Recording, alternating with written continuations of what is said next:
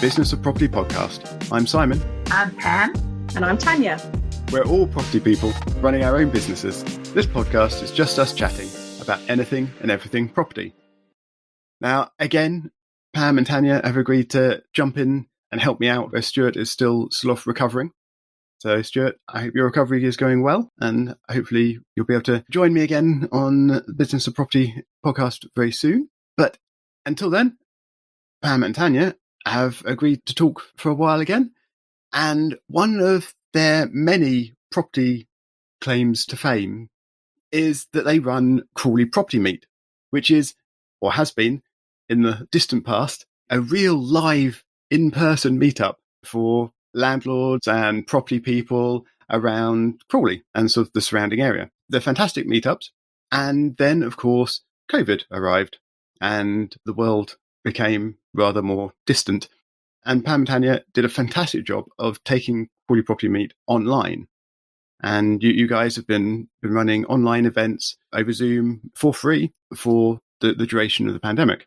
And that is until last month. When? What happened?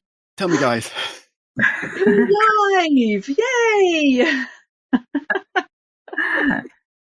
So were you pleased to be back in a real room with other property people? It was lovely, actually. It was very, very nice. It was funny because everyone said, oh, it was just so lovely. But everyone said they were nervous at first because no one had been in a room of about 30 people or 35 people for such a long time. But we hired a very big room from the hotel and we had all the seating spaced apart according to regulations. And everyone was happy. But, by the end of it, they were all hugging each other and everything again. So. Yeah, not quite sticking to the social distancing then.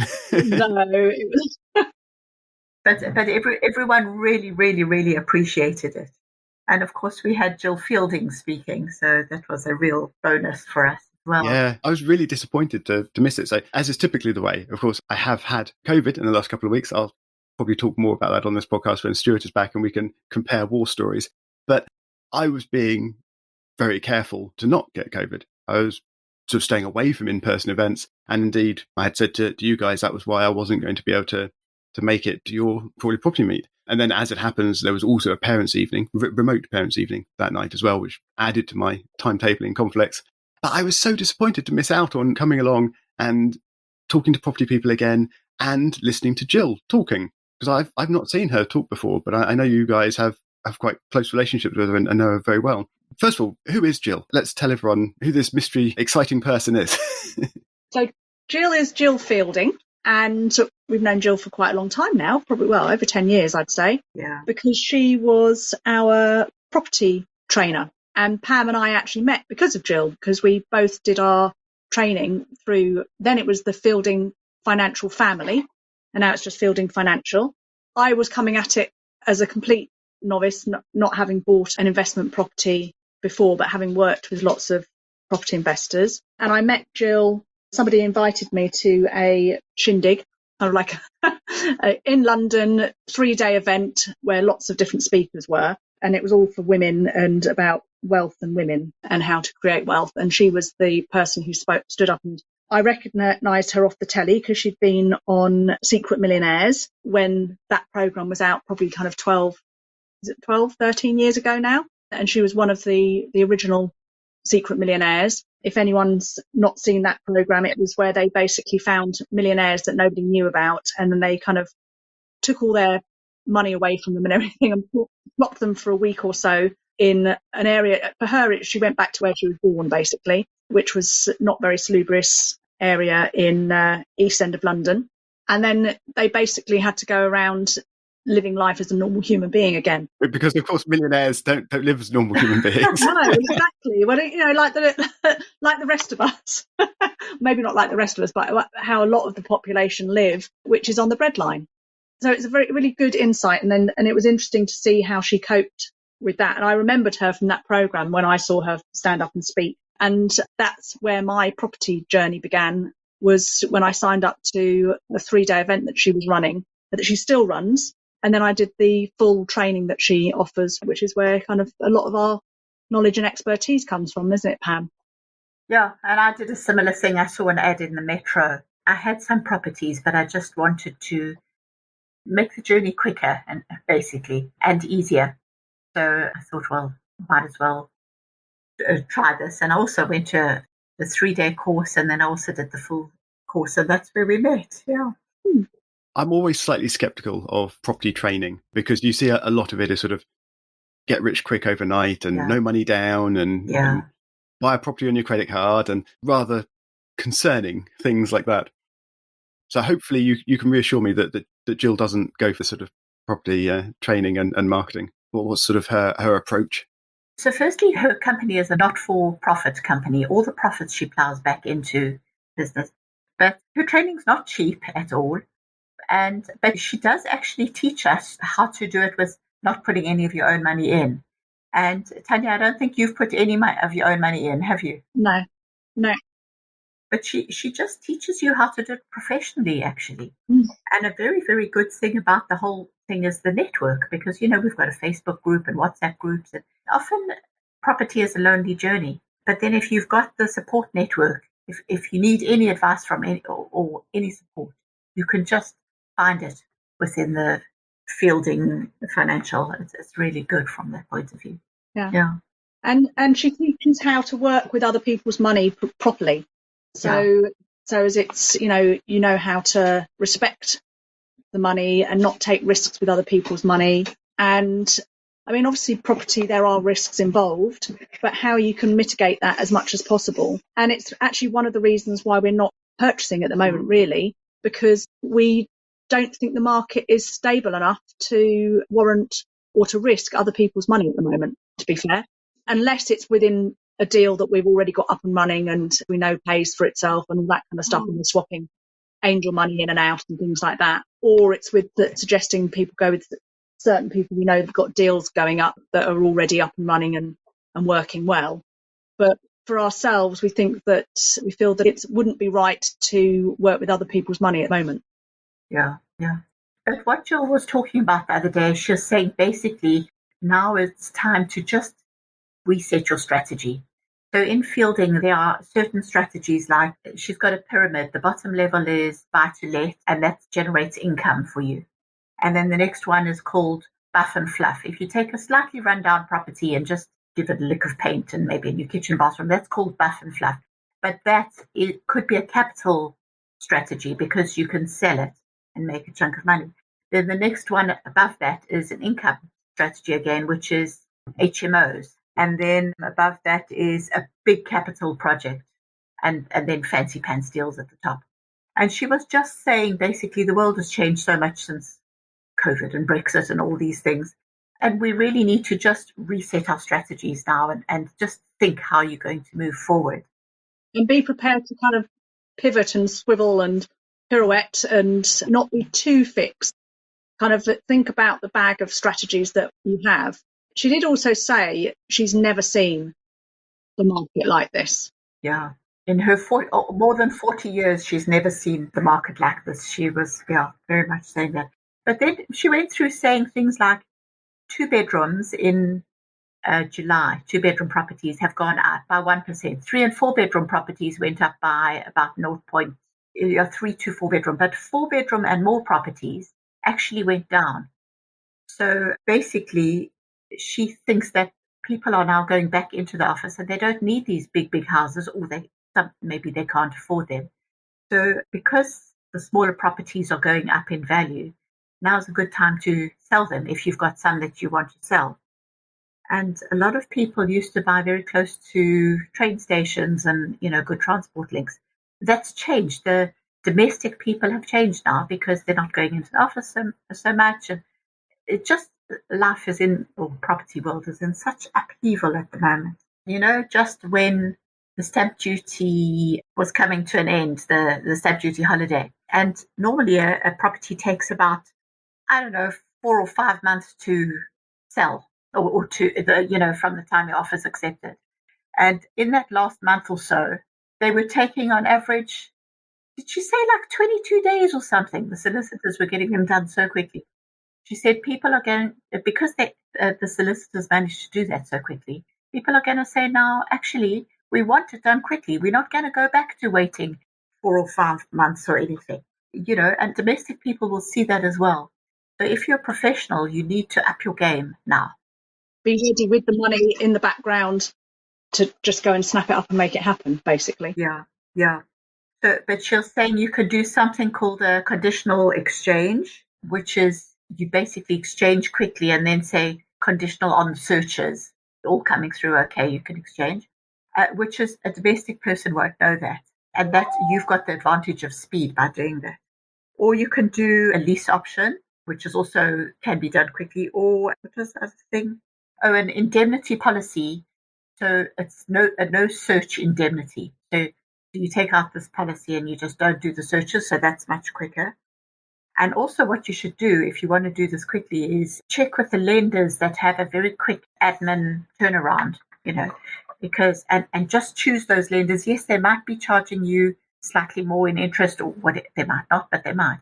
But proactively go and look for those lenders that have got a good admin team, because that will help you, because domestic people want to move quickly now because they've just been used to it in the last few months. So that was interesting.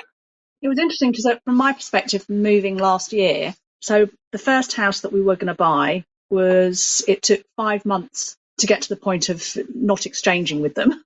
A lot of that was waiting around for the survey and for the searches, because people, the surveyors were either on the go slow or couldn't get into houses or whatever it was. They were really booked up. And then the searches were just taking forever because the council was working from home. But then the second house that we ended up in temporary accommodation in a very nice village outside of Ludlow in a converted barn. So it wasn't too bad, it wasn't too shabby. And we'd already found the second house we were trying to buy. And that went through in 2 months. And what happened with that one was that we didn't have the survey because the people we were buying off had a survey done only a year and a half, and they were selling because COVID had destroyed their relationship, I think. And they'd only lived in the house for a year and a half. So we relied on that. And then with the searches, after sitting on our hands for about a month, I ended up phoning up the council and said, look, I'm homeless.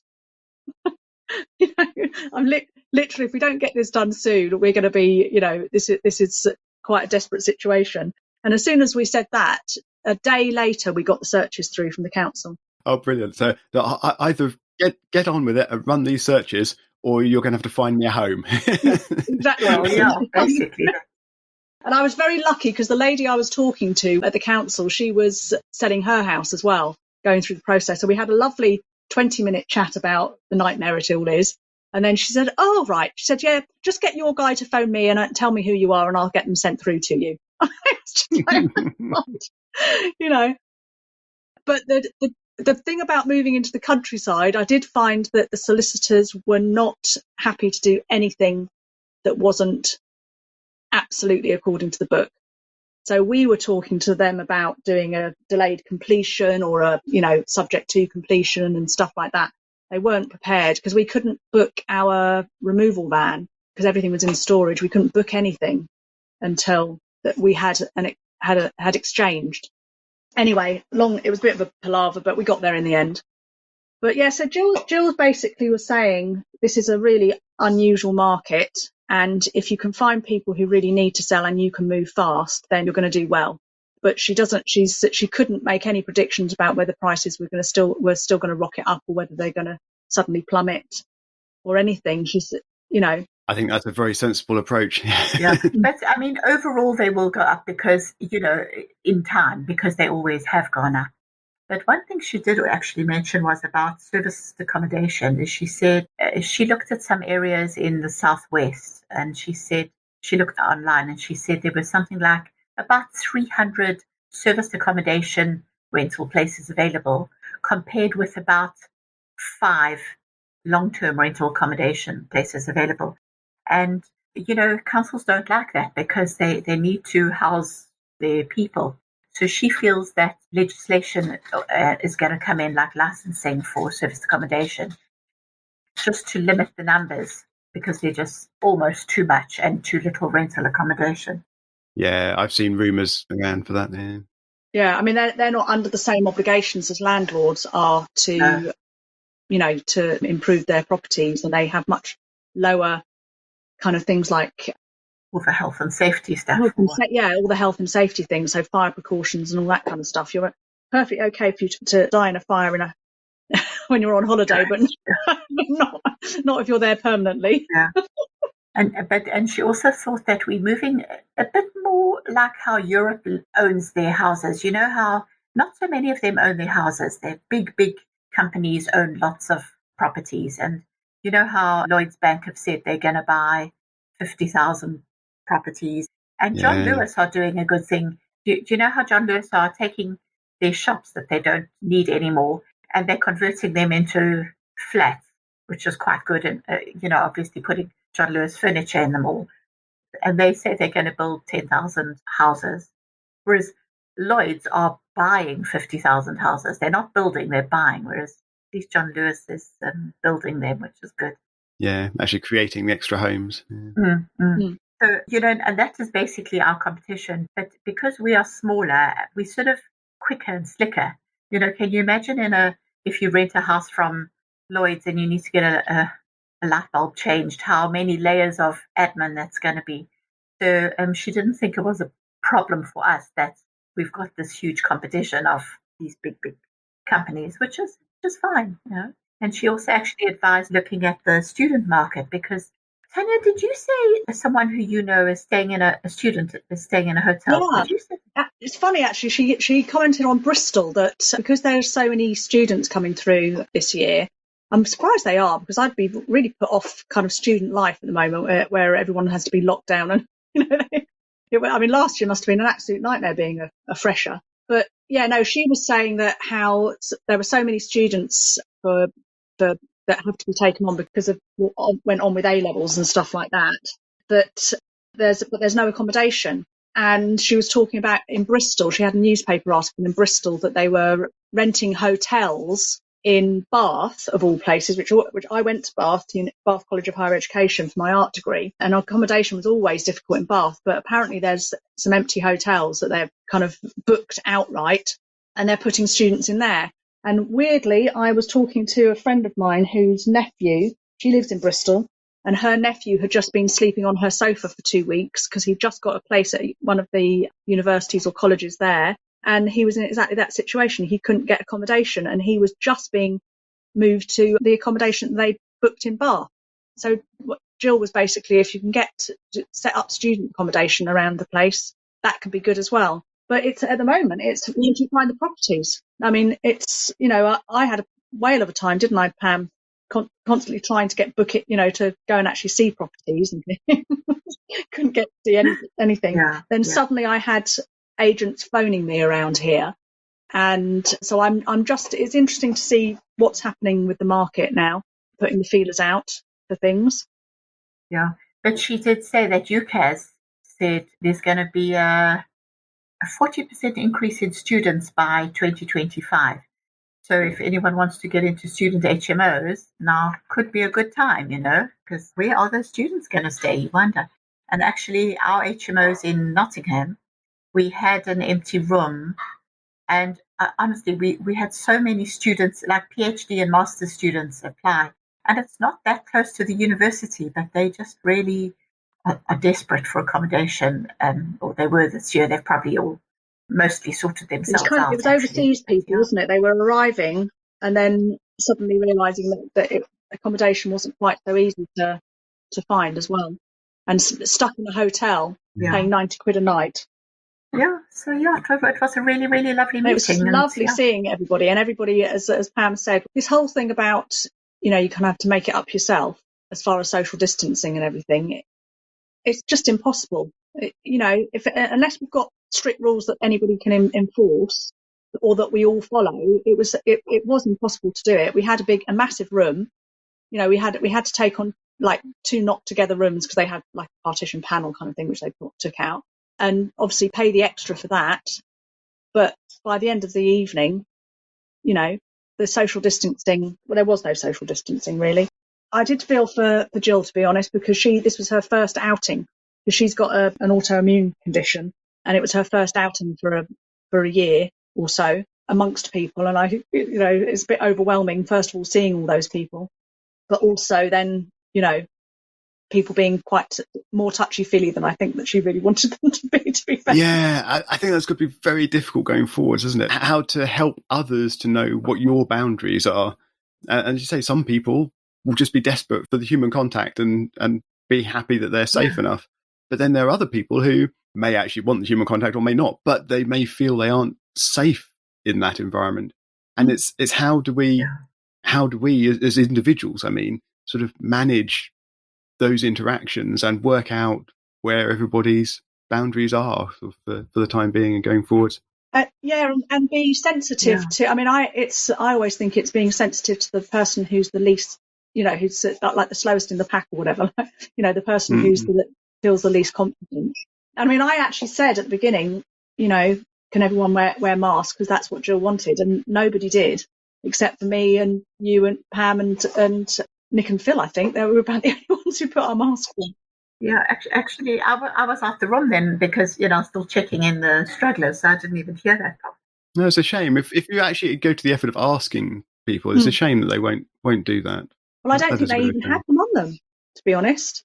And I suppose that could be a problem, couldn't it? Because a lot of people assume you don't need them at the moment. So. Yeah, or have decided that they don't want to, so that's that.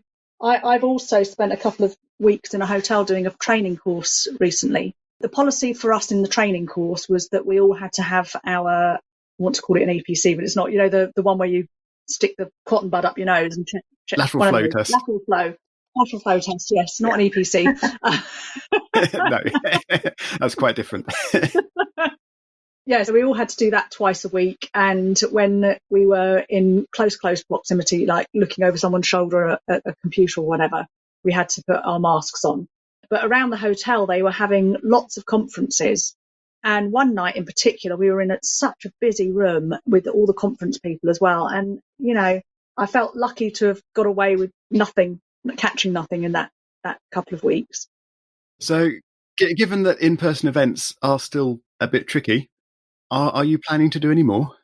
Yes, we've got another one coming up. Yeah. And I think we might put our mask policy or our, expectations on the forum just to make sure that everybody understands to bring a mask and to wear it in the room. Yeah. But we've got Rita and Ami coming to speak next week at Crawley Property Meet, so that will be very nice as well. Unfortunately, this is going to go out after that. So do you know who's coming next, the one after? We don't know. We don't know that far ahead. No. I don't think. But Rita and Ami are going to be talking about a deal that they've done, a conversion and everything that they've done. So it will be a real deal that's going to be talked about. Because that's what we have. We tend to have people coming in talking about something very specific to do with property or, the market, or we also love to have a few real deals in the mix through the year. Yeah, it's always fascinating to see what other people have actually been doing, especially when they've been doing sort of renovation type projects and sort of more involved things. I do like those events. They're really good. Yeah. No. They're great for sparking conversation among the attendees as well. Yes. To sort of start sharing war stories. Absolutely. Okay, so we've run over the time we planned to record again, despite at the beginning not being sure if we were going to fill the time. But it's been a fantastic conversation. Thank you very much, Pam and Tania. There will be links to Crawley Property Meet and some more information on that if anyone's interested in the show notes, which can be found at thebusinessofproperty.com. And other than that, I would just like to ask everyone to please leave a rating and review in whatever podcast software you're listening on. We really do appreciate it, and it really does help spread the word of the Business of Property podcast. And we will talk to you again next week.